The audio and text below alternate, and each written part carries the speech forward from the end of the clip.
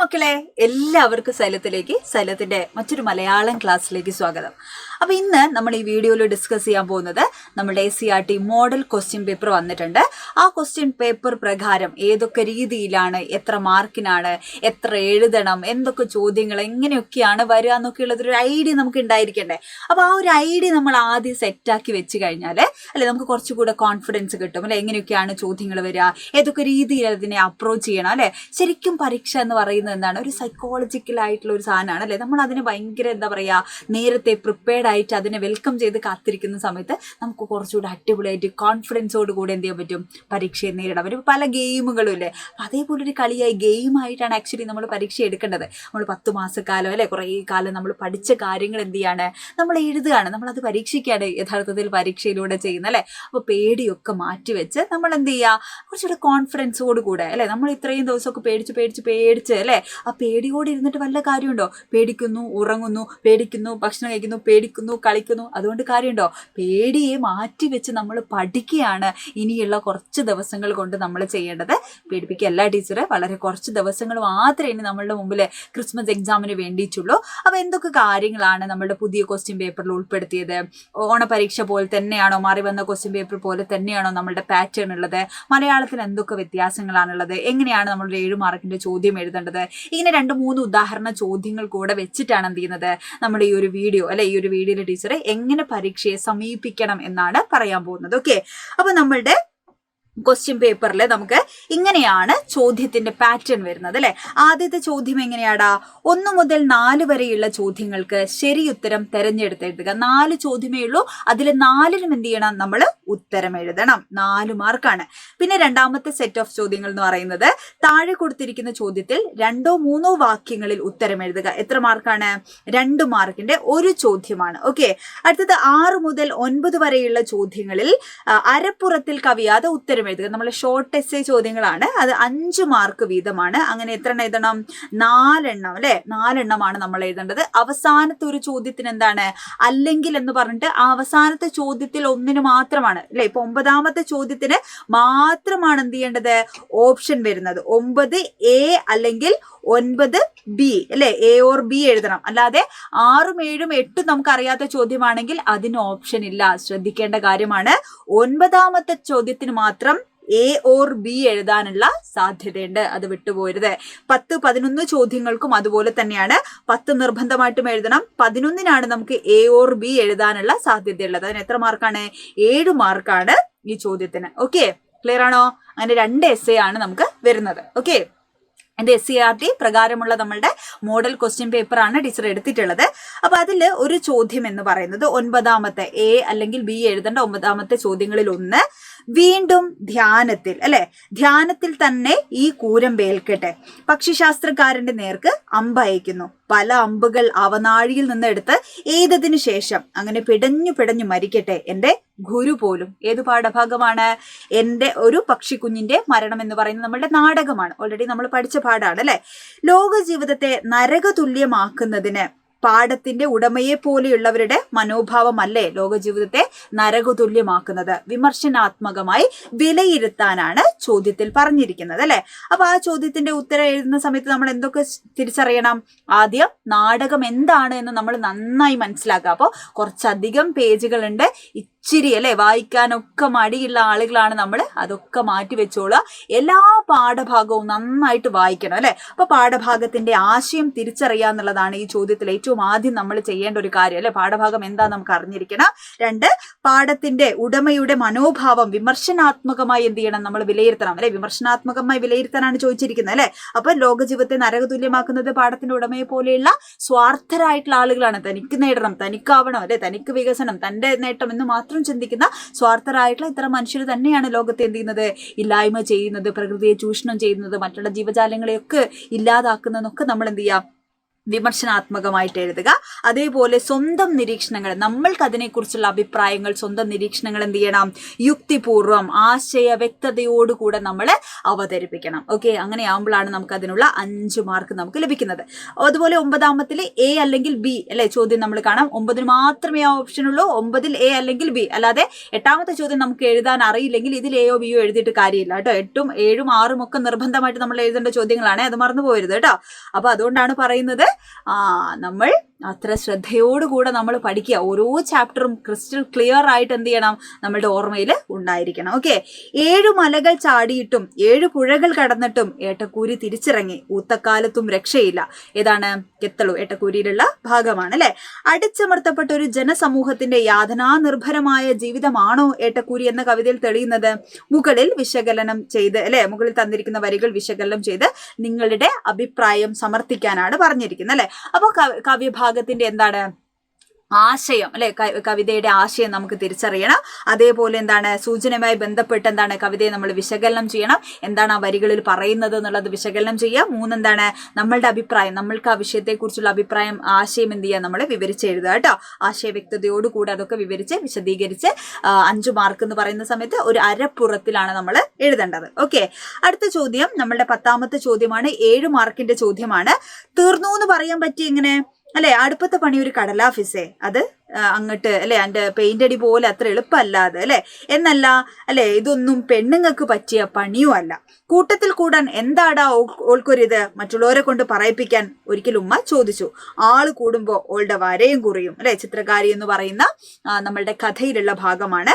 നൽകിയ സന്ദർഭങ്ങളും കഥയും വിശകലനം ചെയ്ത് ഉമ്മ എന്ന കഥാപാത്രത്തെ നിരൂപണം ചെയ്യാനാണ് പറഞ്ഞിരിക്കുന്നത്. അപ്പൊ നിങ്ങൾ ആലോചിക്കൂ, ഇപ്പൊ ഇത് ഫസ്റ്റ് യൂണിറ്റിലുള്ളല്ലേ, ഈ പാഠം നമുക്ക് വരില്ലല്ലോ എന്നൊന്നും ആലോചിക്കേണ്ട. ടീച്ചർ പറയുന്നത് കഥാപാത്ര നിരൂപണം എങ്ങനെ എഴുതണം. 10ാമത്തെ അല്ലെ നമ്മുടെ 7 മാർക്കിന്റെ ചോദ്യം വന്നാൽ എങ്ങനെ എഴുതണം. ചിലപ്പോൾ ഇതും ചോദിക്കാം. ഫസ്റ്റ് യൂണിറ്റിൽ നിന്ന് ചോദ്യം വരില്ല എന്നൊന്നുമില്ല അല്ലെ. ചിലപ്പോൾ ഇമ്പോർട്ടന്റ് ആയിട്ടുള്ള ഒരു ചോദ്യം എന്ത് ചെയ്യാം, ഏതെങ്കിലും ഒരു ചോദ്യം ആദ്യത്തെ 3 പാഠത്തും ചോദിക്കാം അല്ലെ. അപ്പൊ അതുകൊണ്ട് സെക്കൻഡ് യൂണിറ്റ് മാത്രം പഠിച്ചു പോകുക എന്നുള്ളതല്ല, ആദ്യത്തെ യൂണിറ്റ് കൂടെ എന്ത് ചെയ്യണം, നമ്മൾ അതേ പ്രാധാന്യത്തോടു കൂടെ തന്നെ ഉൾപ്പെടുത്തുക എന്നുള്ളതാണ്. അതുകൊണ്ടാണ് ടീച്ചർ എന്ത് ചെയ്തത്, അതേ പാഠങ്ങൾ തന്നെ അതേ ചോദ്യങ്ങൾ സെലക്ട് ചെയ്തു. അതുകൊണ്ടാണ് അല്ലെ. അപ്പൊ കഥാപാത്ര നിരൂപണം എഴുതുന്ന സമയത്ത് നമ്മൾ എന്തൊക്കെ കാര്യങ്ങൾ ശ്രദ്ധിക്കണം?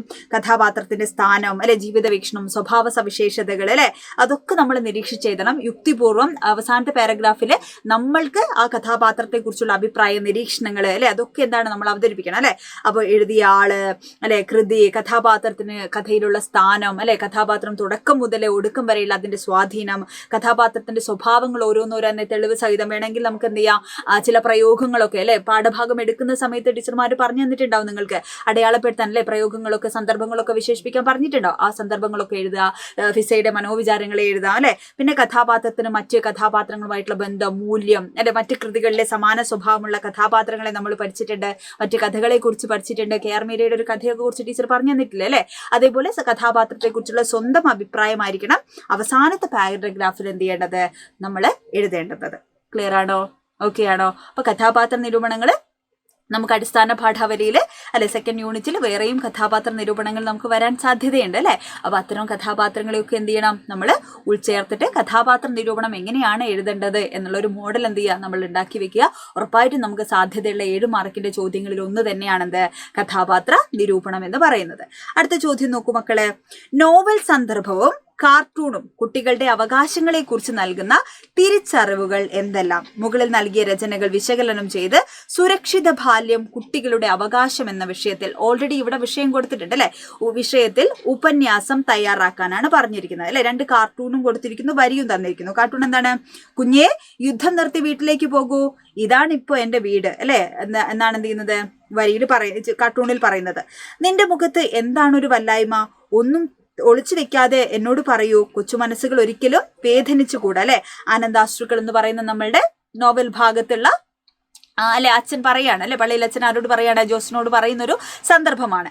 ഇതിനെ ആസ്പദമാക്കി സുരക്ഷിത ബാല്യം കുട്ടികളുടെ അവകാശം എന്നുള്ള വിഷയത്തിലാണ് എന്ത് ചെയ്യേണ്ടത്, നമ്മൾ ഉപന്യാസം തയ്യാറാക്കേണ്ടത്. അപ്പൊ എന്താണ് ഉപന്യാസം തയ്യാറാക്കുന്ന സമയത്ത് നോവൽ സന്ദർഭവും എന്ത് ചെയ്യണം, കാർട്ടൂണും വിശകലനം ചെയ്യണം. ആദ്യത്തെ പാരഗ്രാഫില് സമകാലിക പ്രസക്തി അല്ലെ, ഈ വിഷയത്തിന്റെ സമകാലിക പ്രസക്തി നമ്മൾ തിരിച്ചറിയണം. ആശയ വ്യക്തതയോടുകൂടെ ക്രമീകരിച്ച് അല്ലെ ഒക്കെയാണ് നമ്മൾ എഴുതേണ്ടത്. അപ്പൊ ഉപന്യാസം എങ്ങനെയാണ് തയ്യാറാക്കേണ്ടത് നമുക്ക് ചോദിക്കാം. ഇതല്ലെങ്കിൽ വേറൊരു വിഷയത്തിൽ എന്ത് ചെയ്യും, ഉപന്യാസം നമുക്ക് 7 മാർക്കിന് ചോദിക്കാൻ സാധ്യതയുള്ള ചോദ്യങ്ങളിൽ ഒന്നാണ്. അപ്പൊ എങ്ങനെയാണ് ഉപന്യാസം എഴുതേണ്ടതെന്ന് ചോദിച്ചു കഴിഞ്ഞാൽ അല്ലെ, ഏതെങ്കിലും ഒരു വിഷയത്തെക്കുറിച്ച് ആകർഷകമായി എഴുതുന്ന ഗദ്യലേഖനത്തെയാണ് നമ്മൾ ഉപന്യാസം എന്ന് പറയുന്നത് അല്ലെ. അതിന് 3 ഘടനകളാണുള്ളത്. ആദ്യത്തെ ഘടന എന്ന് പറഞ്ഞു കഴിഞ്ഞാൽ ആമുഖമാണ് അല്ലെ, ഉപക്രമം എന്ന് പറയും. ഇൻട്രഡക്ഷൻ എന്നൊക്കെ നമ്മൾ പറയില്ലേ, അതാണ് ആമുഖം എന്ന് പറഞ്ഞു കഴിഞ്ഞാൽ. അപ്പൊ ആമുഖത്തില് എന്തൊക്കെ കാര്യങ്ങൾ നമ്മൾ ഉൾപ്പെടുത്തണം, എന്താണ് ആമുഖത്തിൽ നമ്മൾ എന്തൊക്കെ കാര്യങ്ങൾ എഴുതേണ്ട? ആമുഖം എന്ന് പറഞ്ഞു കഴിഞ്ഞാൽ ഒരു വിഷയത്തെ നമ്മൾ ഇൻട്രൊഡ്യൂസ് ചെയ്യുന്നതിനാണ് നമ്മൾ ആമുഖം എന്ന് പറയുന്നത് അല്ലെ. അപ്പൊ ആമുഖത്തിൽ നമ്മൾ ഏതാണ് വിഷയം, എന്താ നമുക്ക് തന്നിരിക്കുന്ന വിഷയം, ആ വിഷയത്തെ നമ്മൾ അല്ലെ പരിചയപ്പെടുത്തണം. ഒരു ഉപന്യാസത്തിൽ ഏറ്റവും ഇമ്പോർട്ടന്റ് ആയിട്ടുള്ള ഒന്നാണ് എന്ത്, ആമുഖം എന്ന് പറയുന്നത് കേട്ടോ. വിഷയത്തെ നമ്മൾ ഇൻട്രൊഡ്യൂസ് ചെയ്യണം, പരിചയപ്പെടുത്തണം ആമുഖത്തില്. അതുപോലെ പാഠഭാഗവുമായിട്ട് അതിന് ബന്ധമുണ്ടെങ്കിൽ അത്തരം വിശദാംശങ്ങൾ ആമുഖത്തിൽ നമ്മൾ കൊടുക്കണം. ലളിതമായ ഭാഷയിൽ വിഷയ കേന്ദ്രീകൃതമായിട്ട് എന്താണോ നമുക്ക് തന്നിരിക്കുന്ന വിഷയം അതിൽ നിന്ന് വ്യതിചലിച്ചു പോകാൻ പാടില്ല. ആ വിഷയത്തിൽ ഊന്നി നിന്നുകൊണ്ടാണ് എന്ത് ചെയ്യേണ്ടത്, നമ്മൾ ഉപന്യാസം തയ്യാറാക്കേണ്ടത്. ഓക്കെ, അടുത്തത് പ്രതിപാദ്യമാണ്. ബോഡി ഓഫ് ഇൻഫർമേഷൻ എന്ന് പറയും അല്ലെ. വിഷയ വിശകലനമാണ് അല്ലെ. അപ്പൊ ഇവിടെ വിഷയത്തെക്കുറിച്ചുള്ള വ്യക്തമായ ധാരണ എപ്പോഴും ഞാൻ പറയാറുണ്ട്, കൂൾ ഓഫ് ടൈമിലാണ് എന്ത് ചെയ്യേണ്ടത്, നമ്മൾ ഏത് ചോദ്യം ഒഴിവാക്കും, നമ്മൾ ഏത് വിഷയം എഴുതും അല്ലെ, ആ വിഷയത്തെക്കുറിച്ചുള്ള പോയിന്റുകളൊക്കെ നമ്മളുടെ മനസ്സിലുണ്ടാവണം അല്ലെ. അപ്പൊ ആ വിഷയത്തെ വിശകലനം ചെയ്യാൻ അതുമായി ബന്ധപ്പെടുന്ന പോയിന്റുകൾ നമ്മൾ എന്ത് ചെയ്യുക, കണ്ടുപിടിച്ച് വെച്ചോളുക, എഴുതിക്കൊള്ളുക. അത് കാര്യകാരണ സഹിതം ഉദാഹരണ സഹിതം എഴുതാം. ഖണ്ഡികകൾ തിരിച്ച് പാരഗ്രാഫുകൾ തിരിച്ചിട്ട് എഴുതണം. അതേപോലെ എന്താണ്, ഉദ്ധരണികൾ, കവിവാക്യങ്ങൾ അല്ലെ, കവിത പ്രയോഗങ്ങൾ, ശൈലി, ഇങ്ങനെ വിഷയത്തോട് ചേർന്ന് നിൽക്കുന്ന കാര്യങ്ങളൊക്കെ എന്ത് ചെയ്യാം, നമുക്ക് ഈ ബോഡി ഓഫ് ഇൻഫർമേഷനിൽ നമുക്ക് ഉൾപ്പെടുത്താം. ഖണ്ഡിക എന്ന് പറഞ്ഞാൽ എന്താണ്, പാരഗ്രാഫ് തിരിച്ചെഴുതുകയാണ്. ഒരു 3-4 പാരഗ്രാഫ് മാർക്കിനനുസരിച്ച് എന്ത് ചെയ്യാം, നമുക്ക് പാരഗ്രാഫ് തിരിച്ച് നമുക്ക് എഴുതാം അല്ലെ. പിന്നെ ഉപസംഹാരമാണ് അവസാനത്തെ നമ്മളുടെ ഘടനയുടെ അവസാനത്തെ ഭാഗം എന്ന് പറയുന്നത്. ഉപസംഹാരത്തിൽ നമ്മൾ എന്താണ്, അവസാനത്തെ ഖണ്ഡിക, ലാസ്റ്റ് പാരഗ്രാഫാണ് ഉപസംഹാരം എന്ന് പറയുന്നത് കേട്ടോ. അതില് നമ്മുടെ സ്വന്തം അഭിപ്രായം എഴുതണം, നിരീക്ഷണം ഉണ്ടാവണം, അപഗ്രഥനം ഉണ്ടാവണം, നിഗമനം ഉണ്ടാവണം. ശുഭ പ്രതീക്ഷയോടുകൂടിയാണ് എന്ത് ചെയ്യേണ്ടത്, നമ്മളുടെ ഉപന്യാസം നമ്മൾ കൺക്ലൂഡ് ചെയ്യേണ്ടത്. പ്രചോദനാത്മകമാവുന്ന രീതിയിലാണ് എന്ത് ചെയ്യേണ്ടത്, നമ്മളുടെ ഉപന്യാസം കൺക്ലൂഡ് ചെയ്യാൻ നമ്മൾ ശ്രദ്ധിക്കേണ്ടത്. ക്ലിയർ ആയോ? അപ്പൊ ഈ ഒരു മോഡലിലാണ്, രീതിയിലാണ് നമുക്ക് ചോദ്യങ്ങൾ ഉണ്ടാവുക. മാർക്കൊക്കെ ഇതിനനുസരിച്ചായിരിക്കും ഉണ്ടാവുക. 5 മാർക്ക് എന്ന് പറയുന്ന സമയത്ത് അല്ലെ ഒരുപാട് സമയമൊന്നും നമ്മൾ എടുക്കരുത് അല്ലെ. ഒരു മാക്സിമം ഒരു 10 മിനിറ്റ് സമയമൊക്കെ 5 മാർക്കിന്റെ ചോദ്യത്തിന് നമ്മൾ എടുക്കാവൂ. അതുപോലെ 7 മാർക്കിന്റെ ചോദ്യം എന്ന് പറയുമ്പോൾ ഒരു മാക്സിമം 14 മിനിറ്റ് അല്ലെ. മാക്സിമം ഒരു 14 മിനിറ്റ് ഒക്കെ എന്ത് ചെയ്യുക, 15 മിനിറ്റിന്റെ ഉള്ളിൽ അല്ലെ ഒരു എസ് ഒക്കെ എഴുതി തീർക്കാൻ നമുക്ക് ശ്രദ്ധിക്കാം. 2 എസ് ഉണ്ടെങ്കിൽ എത്ര മിനിറ്റായി, 30 മിനിറ്റ് അങ്ങനെ പോയി അല്ലെ. ആകെ 1.5 മണിക്കൂറേ നമുക്ക് സമയമുള്ളൂ. അപ്പോൾ സമയമാണ് ഏറ്റവും നമ്മൾ അല്ലെ പ്രാധാന്യത്തോടു കൂടെ നമ്മൾ എഴുതേണ്ട ഒരു കാര്യം. ഈ ഒരു വീഡിയോ എന്ന് പറയുന്നത് നിങ്ങൾക്ക് ഏറ്റവും ഹെൽപ്ഫുൾ ആവുന്ന ഒരു വീഡിയോ ആണ്. മാക്സിമം നിങ്ങളുടെ ഫ്രണ്ട്സിന്, അത് കേരള പാഠാവലിയായാലും അടിസ്ഥാന പാഠാവലിയായാലും പഠിക്കുന്ന ഫ്രണ്ട്സിനൊക്കെ ഷെയർ ചെയ്ത് കൊടുക്കുക. അപ്പോൾ ഈ ഒരു രീതിയിൽ തന്നെയാണ് മലയാളം എക്സാം നമ്മൾ എഴുതേണ്ടത്.